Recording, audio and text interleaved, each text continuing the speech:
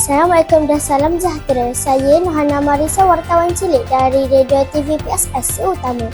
Pada hari ini, SK Selayar Utama mengadakan sambutan Maulidur Rasul peringkat sekolah bagi tahun 2025. Sambutan Maulidur Rasul peringkat sekolah pada tahun ini telah berlangsung dengan penuh meriah, bersemangat dan bermakna. Seawal pagi lagi, warga sekolah mula berkumpul untuk menyertai perarakan yang menjadi acara pembuka tirai sambutan.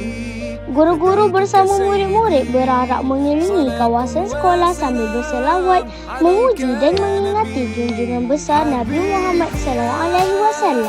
Bagi menambahkan lagi keceriaan, pihak sekolah telah menyediakan agihan air minuman percuma kepada semua murid.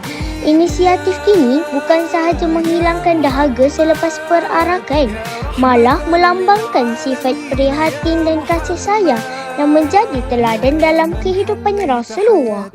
Majlis diteruskan dengan acara rasmi yang dimulakan dengan ucapan perasmian oleh Yang di-Pertua PIBG.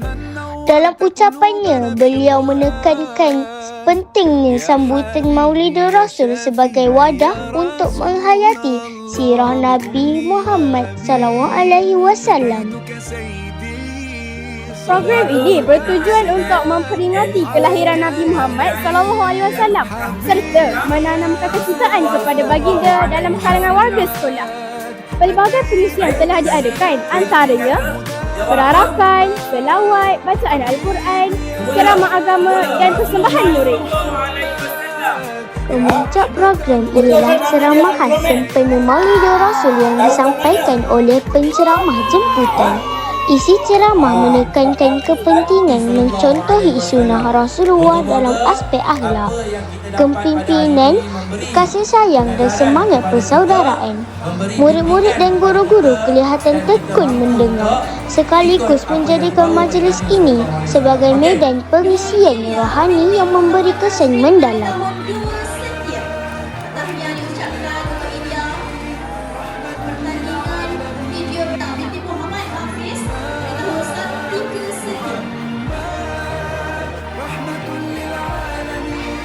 Di tempat ketiga, Nur Afia Safwa binti Muhammad Sarif tahun 4 saja. Muhammad Adam Putri sepeda Abdul Rahman dari tahun 6 pesta. Akwa yang diucapkan kepada Nur Hana Marisa binti Muhammad Supri dari tahun 4 saja. Kelas ketiga, Rizky Ismail bin Mahmud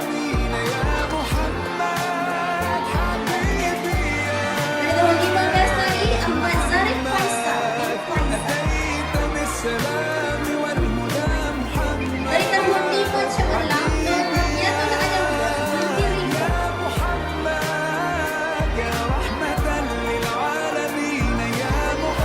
Ini tiga surah.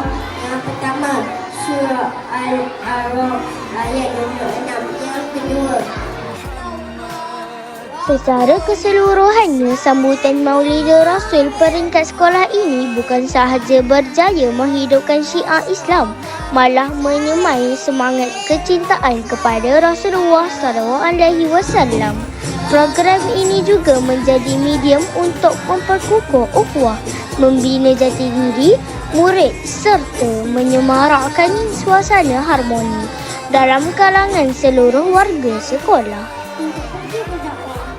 sejak kali Rasulullah menemui jannah itu, seorang wanita yang segera melemparkan sampah ke arah baginda. Hingga kita berjumpa lagi pada program yang akan datang. Sekian, terima kasih.